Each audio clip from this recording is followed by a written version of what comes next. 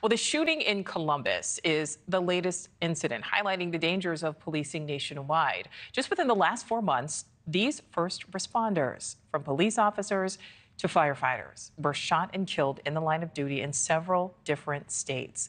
Cities all across the country have been holding memorials and vigils honoring police officers who were killed in the line of duty.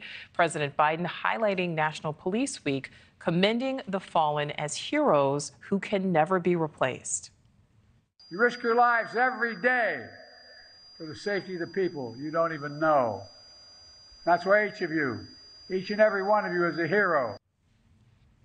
I'd like to welcome in Sheriff Scott Rose. He is host of the Officer Down Memorial podcast. He's a law enforcement vet of more than 20 years in Minnesota, working in patrol, warrants, investigation, administration. Sheriff Rose, thank you so much for some of your time.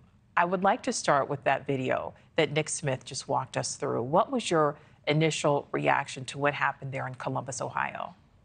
Well, thank you for having me, first of all. And when you watch that video, the first thing that's so shocking is the interaction between the security guard and his trainer at Amazon, which is incredible. That the Amazon worker didn't get killed. Fast forward to this chase, this officer really did an incredible job from a training standpoint. He was shot as he was exiting the vehicle. And in training, we really push that you've got to keep going. Even if you're shot, even if you're injured, you've got to keep going and you've got to neutralize the threat. And he did that. He went down, he came back up again. He worked to the side, shooting, keeping moving, so he wasn't a still target. And he kept his cool, and he did an incredible job. Absolutely. We know it could have ended so differently, this one there in Columbus. And I'd like to highlight the fact that it has been such a dangerous year for officers. Let's talk about what happened in Burnsville, Minnesota earlier this year. 3 first responders killed. How does a community start to heal from a loss that major?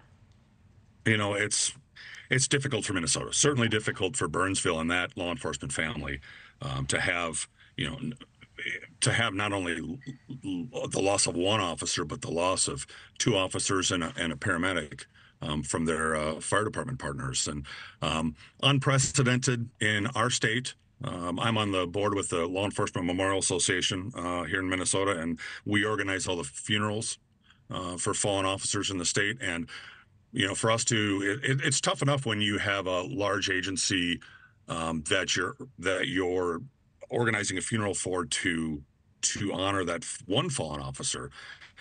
We organized a funeral that honored 3 fallen heroes and had over around 9,000 people in attendance, and just an incredible showing of support for Burnsville. But it's going to be a tough road for them just to recover from this, and God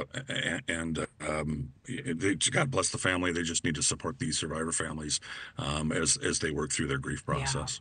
Yeah, absolutely. Sheriff, it's only May, and we're talking about how it has already been such a dangerous year. What needs to happen from your perspective to start to turn things around? Well, there are a couple things. One, we need leadership, both locally, regionally, statewide, and nationally, that openly show their support for law enforcement, even when it's not politically correct to do so. We've spent so much time vilifying our cops, using a broad brush to paint all cops as bad. If the only thing that gets publicized is a bad shoot or a bad incident, and with over 900,000 cops nationwide and millions of interactions, that's just, those bad cops are just a fraction of the good cops that we have, just a minute fraction.